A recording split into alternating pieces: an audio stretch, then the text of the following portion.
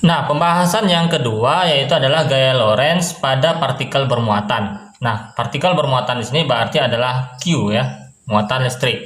Nah, perlu kita catat di sini, partikel bermuatan itu mendapatkan efek gaya Lorentz atau gaya magnetik apabila muatan tersebut bergerak ya. Kalau misalkan muatannya diam maka tidak ada gaya Lorentz-nya. Artinya di sini dia dalam kondisi bergerak.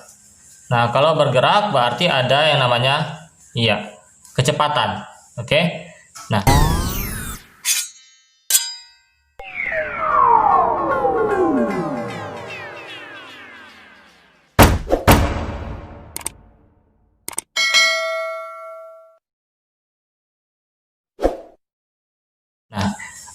untuk besarnya gaya Lorentz pada partikel bermuatan itu dapat dihitung menggunakan persamaan F sama dengan besarnya medan magnetik dikali besarnya muatan dan kelajuan atau kecepatan dari partikel tersebut. Oke. Nah, apabila bergerak membentuk sudut terhadap medan magnet, sudut theta, maka rumusnya menjadi F sama dengan BQV sinus theta.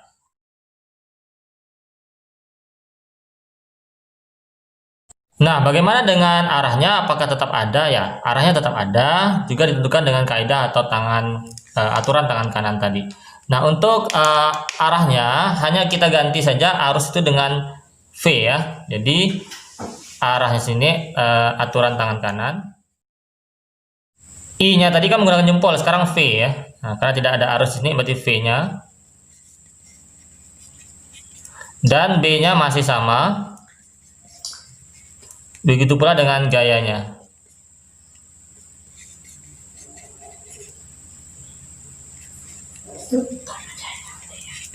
Nah, kita ambil contoh misalkan di sini.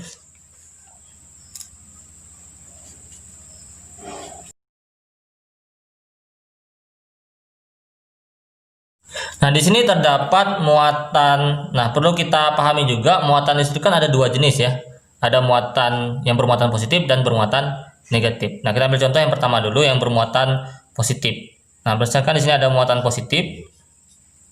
Nah, kita tembakkan memasuki medan magnet ini adalah medan magnetnya ke arah atas.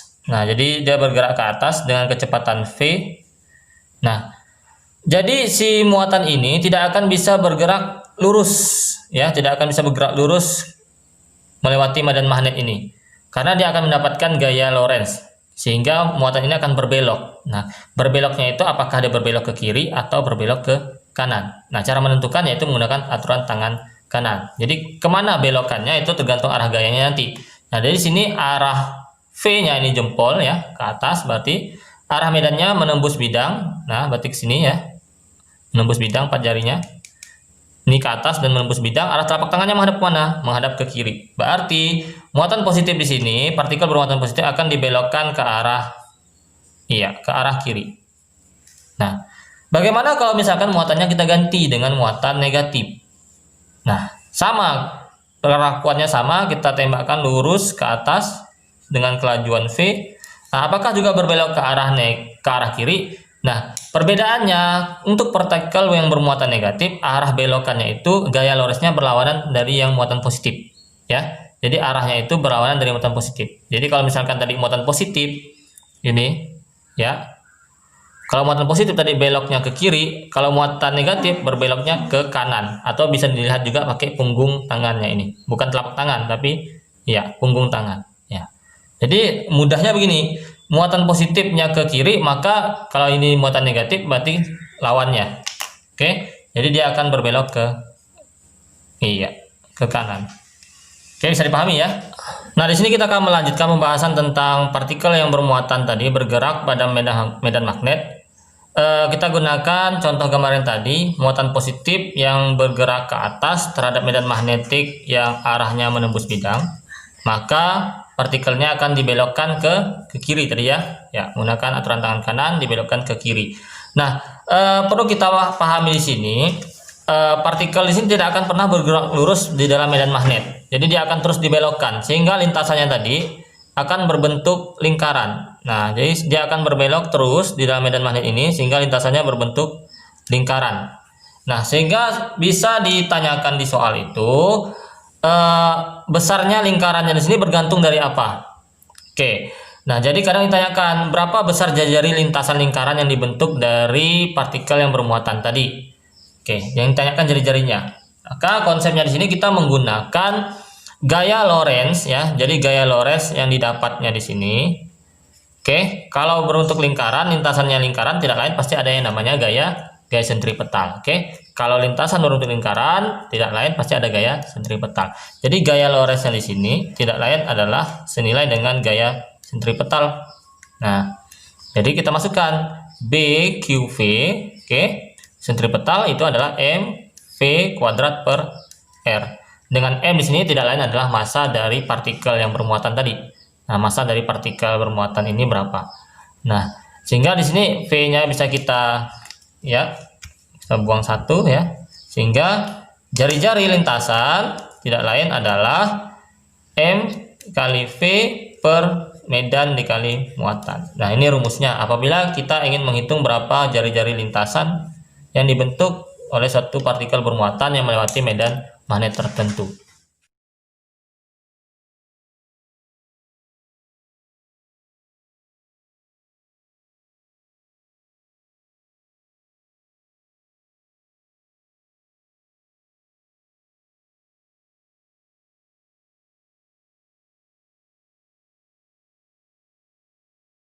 Oke, contoh soal di sini, partikel bermassa 40 mg dan bermuatan 1,6 kolom bergerak tegak lurus medan magnet 2,5 mt dengan kecepatan 8 mm per sekon.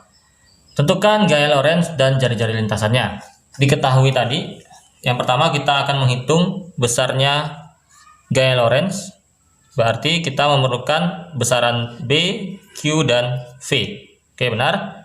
Dengan medan magnetiknya tadi adalah 2,5 mili Tesla. Diubah ke dalam Tesla dibagi 1000 atau dalam bentuk pangkat 2,5 dikali 10 pangkat minus 3 ya Tesla.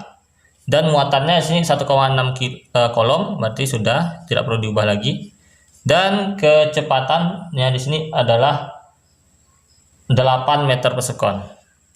Nah, kita kalikan, maka hasilnya adalah di sini 2,5 kita kalikan 8, ini nilainya berarti tidak lain adalah 20 ya. 2,5 kali 8 itu 20. 20 kali 1,6 berarti ya 32. 32 dikali 10 pangkat minus 3 Newton atau 3,2 kali 10 pangkat minus 2 Newton. Nah, itu adalah besarnya gaya Lorentz. Nah, bagaimana dengan jari-jari lintasannya? Nah, kita gunakan rumus tadi, R sama dengan M dikali V per medan dikali Q. Maka di sini tidak lain adalah, kita lanjutkan di sini, kita lanjutkan di sini, masukkan angkanya, massanya di sini tadi adalah 40 mg, ya miligram ke kilogram.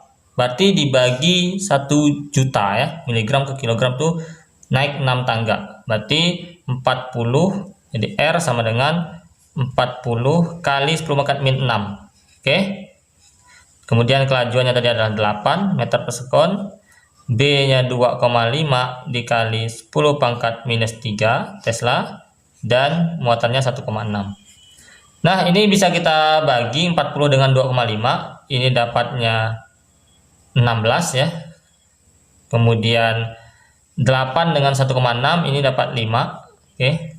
Sehingga di sini nanti 16 dikali 5 berarti adalah 80.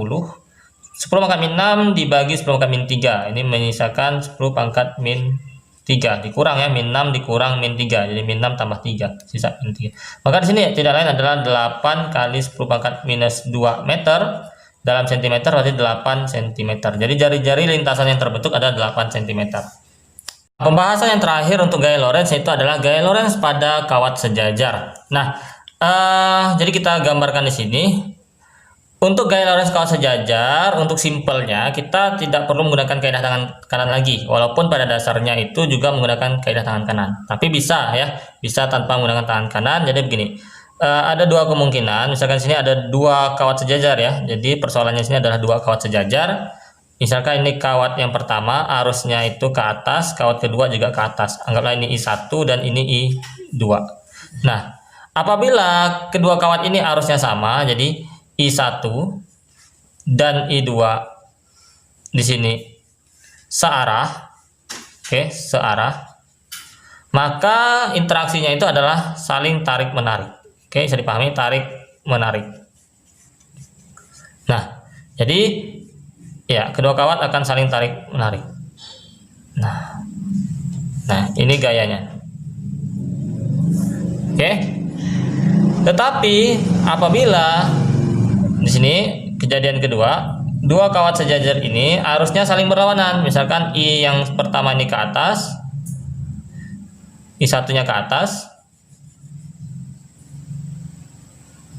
dan I keduanya di sini ke bawah. Nah, artinya di sini I1 dan I2 berlawanan arah, ya, atau beda arah. Nah, maka interaksinya adalah tolak menolak. Jadi persoalannya di sini adalah gaya interaksi, ya. Nah, bisa dipahami di sini. Nah, jadi perbedaannya di situ. Misalkan di sini adalah gaya tolak menolak.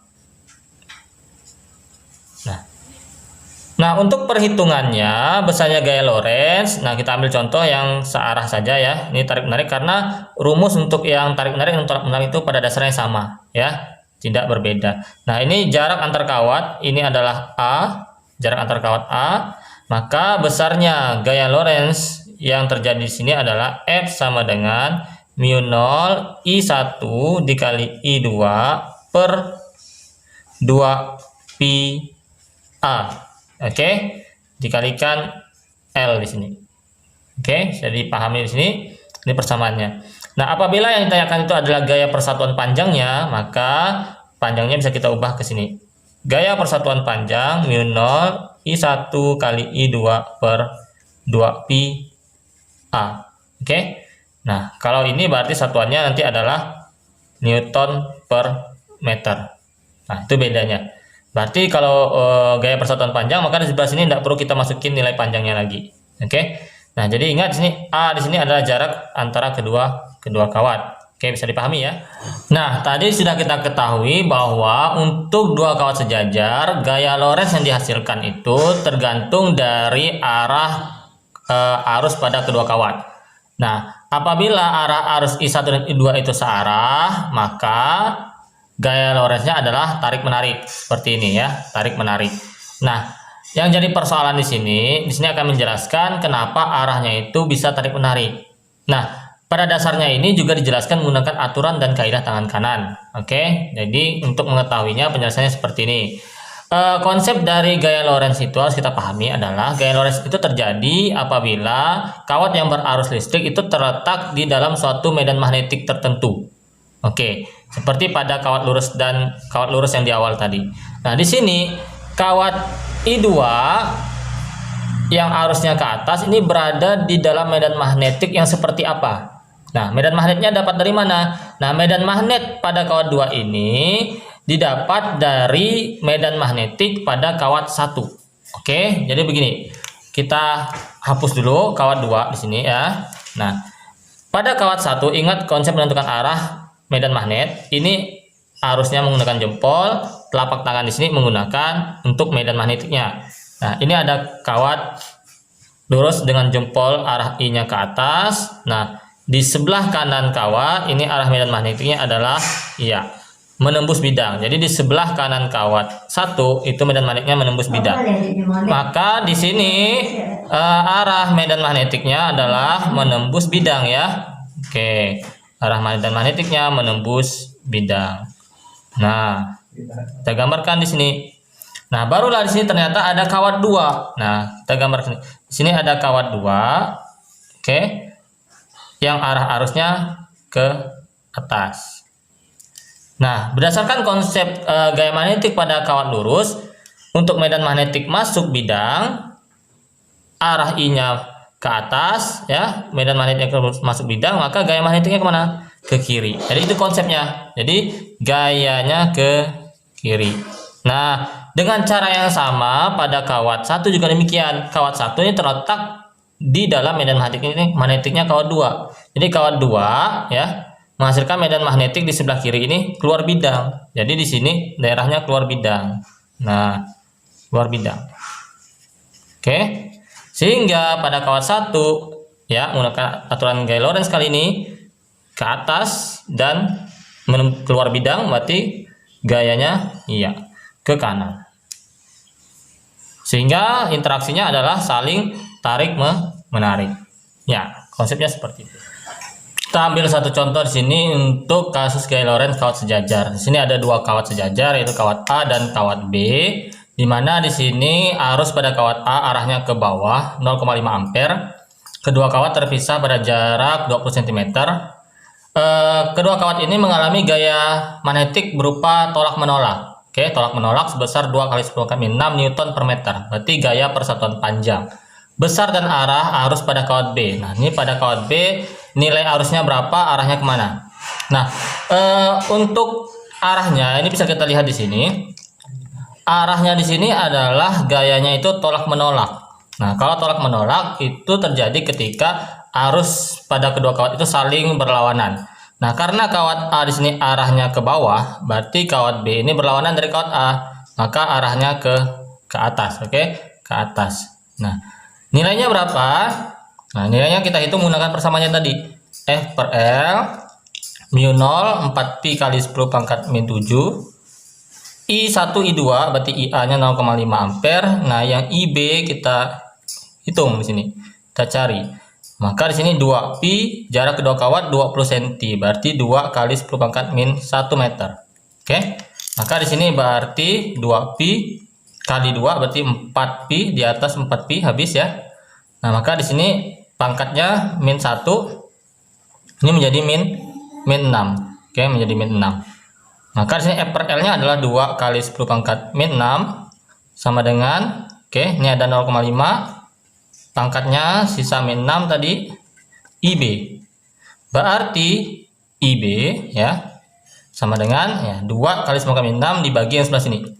Maka di sini berarti 2 kali 10⁻⁻�6 dibagi 0,5 kali 10⁻⁻�6. Pangkatnya sama, maka menyisakan 2 dibagi 0,5. Maka tidak lain di sini adalah IB, nilainya adalah 4 ampere. Nah, nilainya sebesar 4 ampere, arahnya berlawanan dengan arah kawat A karena gayanya tolak menolak. Berarti ke atas. Oke, 4 ampere ke atas. Nah, yang berikutnya bagaimana jika pada persoalannya itu terdapat 3 buah kawat atau lebih yang sejajar. Nah, ditanyakan gaya Lorentz-nya. Nah, persoalan seperti ini tergantung ya. Karena biasanya ditanyakan itu adalah gaya Lorentz pada kawat yang mana dulu. Nah, jadi walaupun gambarnya lebih dari 2, dia akan menanyakan pada salah satu kawat saja. Misalkan di sini kita contohkan menghitung gaya Lorentz persatuan panjang pada kawat C. Nah, karena di sekitar kawat C ini ada 2 kawat lainnya yang sejajar dengan dia, maka kita hitungnya 2 kali dan menentukan arahnya juga 2 kali. Maksudnya begini, kawat C dengan kawat B dulu misalnya yang lebih dekat. Nah, kawat C dengan kawat B kita hitung nilainya. F C dengan B persatuan panjang berarti mu 0 IC dan IB per jaraknya berarti yang ini. Nah, ini adalah jaraknya 2pi kali A. Misalnya ini A1. Oke, kita hitung dapatkan nilainya. Arahnya bagaimana? Maka kawat C dan B arah arusnya bagaimana? Searah. Karena arusnya searah, sama-sama ke bawah ya. Itu kan artinya searah. Berarti kawat C dan B ini saling tarik-menarik. Karena diminta kawat C, berarti kita gambarkan gayanya tarik-menarik. Nah, kawat C ditarik oleh kawat B. FCB. Oke. Nah, digambarkan seperti ini. Karena dia ditarik kawat B. Selanjutnya, kita hitung satu lagi. Gaya kawat C dengan kawat A. Kan belum ya? Nah, gaya C dan A per L berarti mu 0 IC IA per ya 2pi. Nah, jaraknya berarti ini. Nah, jaraknya dari sini sampai sini. Oke, ini A-nya. Anggaplah A2 per A2. Nah, arahnya. Nah, lihat kawat A dan kawat C ini berlawanan. Maka terjadi gaya tolak menolak. Berarti kawat C ini ditolak oleh kawat A, maka gambarnya ke sana, ya kan? Maka ini FCA. Oke, ini dihitung berapa kalau ada angkanya, kita hitung berapa hasilnya. Oke, berapa Newton per meter yang dihitung. Nah, terus hasil akhirnya bagaimana? Nah, karena pada kawat C di sini arah FCB dan FCA berlawanan arah, berarti nanti hasilnya berapa, ini dikurang ya, dikurang. Nah, kalau FCA lebih besar, maka hasilnya berarti ke kanan nanti hasil akhirnya. Kalau misalkan lebih besar FCB, berarti hasilnya nanti ada ke kiri. Oke, bisa pahami ya, itu arah akhirnya. Nah, ini angkanya tidak kita contohkan ya. Kalau arahnya sama, nanti ini ditambah. Ini contohnya ini berlawanan ya. Nah, nanti pada kawat B lain lagi. Kalau misalkan tanya kawat B, kalau misalkan tanya kawat A, nanti lain lagi hasilnya. Oke, saya coba pakai angka sendiri.